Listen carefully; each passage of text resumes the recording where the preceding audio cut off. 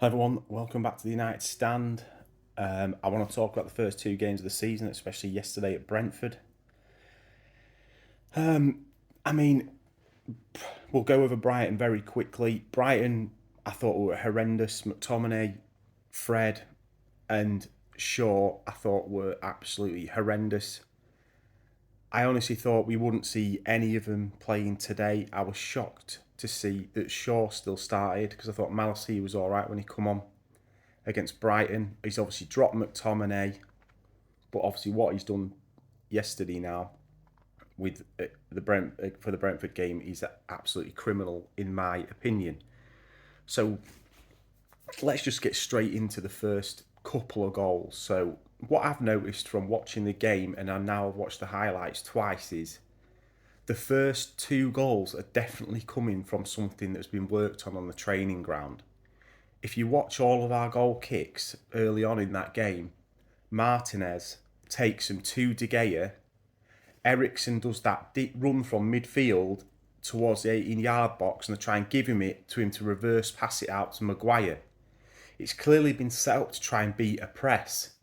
That they think you're going to play down the middle or start with a keeper to try and change things up to get Brentford or whatever team to press into you. And then you end up going out wide and you can play out and beat the first press. The problem with that is we haven't got the players to be playing out from the back like that. Martinez is probably the one that can do it of the defenders, and for some reason he's the one taking a 3-yard kick to De Gea. Why ain't De Gea going to Martinez? Or if they want to do that setup, it should be Harry Maguire doing the short one to get out to Martinez, because the reason we bought Martinez is because he's a ball playing defender. Yet we're ending up trying to give Maguire the ball after 2 or 3 passes around our own box to break the press. So I don't understand that drill. And it clearly is a drill that they've worked on, because for the first goal, if you watch it, we work that same drill. It goes out wide. Ronaldo loses the ball and the score. Then they do it again about a minute later. It's a slightly different pass out because they get pressed, but it's the same drill. Trying to get it out to Eriksen and then out wide. And Maguire ends up losing the ball. And to be fair to him, when he loses the ball and has to make that recovery tackle, he's pointing for someone to be out wide. There's no one there. I don't know who it is, but they're stood behind the defender. Then Eriksen tries to come get it, and everyone else is stood still. So I'm sure Maguire will be getting pelters about that one. He ends up getting back, making a recovery tackle.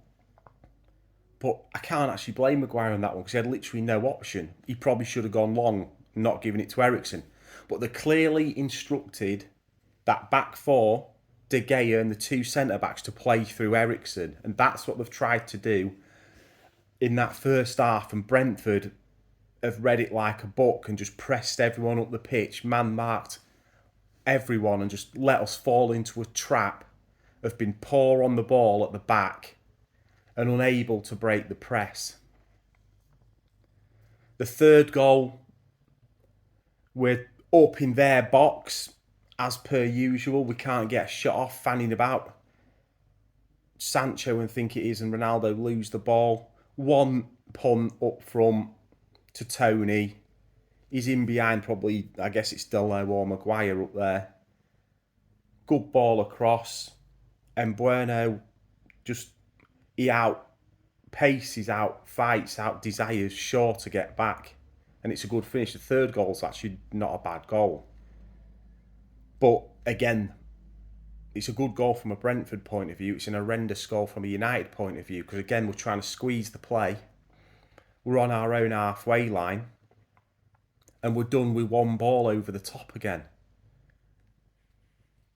Because the midfielder pressed so high and you're leaving basically a 2-on-2 situation at the back with, I don't know who the two were, but one, Luke Shaw's run back from nearly their 18-yard box with Bueno, and he's obviously not got the fitness or the stamina or the pace to stay with him. And then the fourth goal, the whole thing about this game that I've heard of is Brentford's size and playing Martinez, Eriksen. So and we all know they're a big team, strong, physical team, and they've put themselves about today, pressed us, ran us into the ground, and we couldn't physically match them.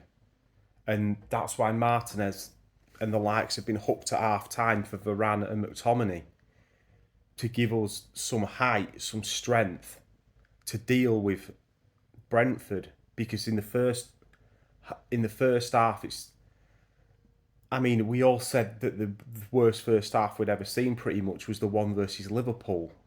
This is Brentford, a team who come up from the Championship a season ago. 4-0 up in 35 minutes. There's not one player in the team who had a good game yesterday. Normally you can pick one player out who was all right. If I was player rating the players between 1 to 10, not a single one of them would get more than a 4. A lot of them would get a 1 or a 2. So that's my real point that I wanted to bring up. That them first 2 goals and the first few chances were all from a drill that is definitely a training ground drill that has been worked on. And yes, De Gea and whoever shouldn't be passing into Eriksen there, but it's obviously the way they've been set up to play, to give the ball to Eriksen and let him dictate. Clearly, they're trying to force it into Eriksen when he's under pressure, so they're not going long. But the decision making is just awful. You shouldn't be giving it to Eriksen in them positions when he's got someone up his backside and he's 5 yards away from his own box. You've got to spread it or try and hit Ronaldo or something. And I know we all say, oh, we don't want to go back to that, and we don't. But in situations like today, that ball's not on when they're playing it, and that's why we've ended up 2-0 down. And once we're 2-0 down, this team ain't got the fight to turn it around. They just absolutely, once they were 2-0 down, you may as well have turned the telly off. They weren't coming back. Absolutely no chance. Rashford's a ghost. Just my personal point of view on Rashford and his PSG links. Sell him now. Is there anyone out there who can tell me when Rashford had a good game? I have been saying this for 18 months, 2 years, 2.5 years. He ain't good enough. I've said it on these videos before. Compare Raheem Sterling to Rashford. They both broke through a similar time. They're a similar age. Look where Raheem Sterling has been. Look where Marcus Rashford has been. I'm not going to go into it again, but Sterling's won titles. He's been in the Champions League regularly. City's top scorer for 4 of the last 5 seasons or something like that, or top scorer overall over the last 5 seasons. He's been to the Euros with England. Basically, the best player in an England top for the last tournament, definitely, and probably before, scored some crucial goals for him. Rashford hasn't scored now for 15 or 16 games. Hasn't put in a performance that's worth noting for 2.5 years, probably. And he's not in the England team. Can somebody tell me why we would want to give Rashford a new contract? Put it down in the comments, but I'll give you a little bit of insight. The only reason Rashford is staying at Man United is because of what he does off the pitch brand-wise. If Rashford was anyone else, if Rashford was from France like Martial, we'd want him out the club. What is the difference between Anthony Martial and Marcus Rashford? Somebody please tell me. They had a good season when they both played together, and that's probably the last good season either of them had. But Martial gets torn apart by the media, by the fans. And I put Luke Shaw in the same bracket. Here for 7 or 8 years, he's probably had 1 or 2 good seasons. Why are we still putting hope in these players that they will come good? They need to be sold. And if you can get 50 million quid out of PSG for Rashford, there shouldn't even be a thinking period. It should be just like, yes, get rid of him. Because there's only 2 things that are going to happen is, next season, he'll be doing a Jesse Lingard, where he's only got 1 year left on his contract and he's pissing about, wanting a new contract, am I going to leave, putting stories out there? or he'll stay till the end of his contract and we'll lose him for free like we have Pogba and the likes. So be ruthless and get rid of him now. When we was at our best, we sold Keane, Beckham, Ronaldo, Van Nistelrooy in their prime and rebuilt with that money. City are doing it now. They've just sold Sterling. You know what I mean? The top scorer for the last 5 years. They're going to sell Bernardo Silva probably to Barcelona. 2 of their best players are going to go when they're still at the top, and they'll just replace them for the future. And that is what we don't do. And that is the real problem at Man United. That the recruitment, the selling of players has been so bad for the last 10 years that that's where we've left ourselves now. So I'm going to leave it there anyway. It's just a quick recap. I wanted to talk about that tactical bit and just a general thoughts on Rashford and the team over the last couple of weeks. Actually, I will just talk about Erik ten Hag just very quickly. I think he's underestimated the league like Ranić did. Ranić come in, played a couple of games and come out to the media and said he didn't expect the poor teams in the Premier League to be this good. And I think that Ten Hag is having exactly the same problems.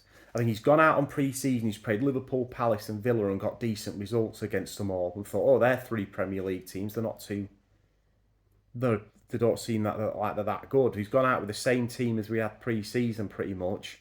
Realise when you get down to the nitty-gritty of the actual Premier League and everyone's up to fitness and the fights there that these teams are not rollovers. You've got to be on it. And I thought we would see a lot of changes for this game against Brentford, but we didn't. He'd obviously taken McTominay out. It's not really made a difference, has it? Let's face it. Because they're just not good enough. The problem is people say they're not trying. I don't think a lot of it is that. There might be 1 or 2 of them that don't try, but I think the problem is that 80% of the players on that pitch are not as good as they think they are, or they're not as good as a lot of the fans think they are. The problem is a lot of them players, if you put them in a Villa team, a West Ham team, do you think they would stand out, any of them? That's a question for you. If we want to be back at the top with City and Liverpool, would a single player in that team, apart from probably Ronaldo, Bruno when he's having a good day, Eriksen, and maybe Varane, and we'll give Sancho the benefit of the doubt. So there's maybe 5 of them would go to one of them lower teams and actually look like a player. I think the rest of the squad would be lucky to be playing week in, week out for a West Ham, a Villa, that kind of team. And that's where we are. And you can say what you like about us on paper, but we're finishing 6th, 5th or 6th last season. We're probably going to do the same this year, if not worse. So you can't say that those players are better than where they finished for 2 or 3 seasons in a row, because that is the standard. And the standards are so low at that club with the new generation of fans and the way the Glazers have forced the fan base into believing that 4th is good enough. And if you're a Man United fan who grew up in the late 80s and through the 90s and the early 2000s, you would never say that 4th is good enough. And on that note, everyone come together, get the Glazers out, and let's leave the video there, and I'll make a random ranting video when we next lose to Liverpool next week. So I'll see you on that one. Peace.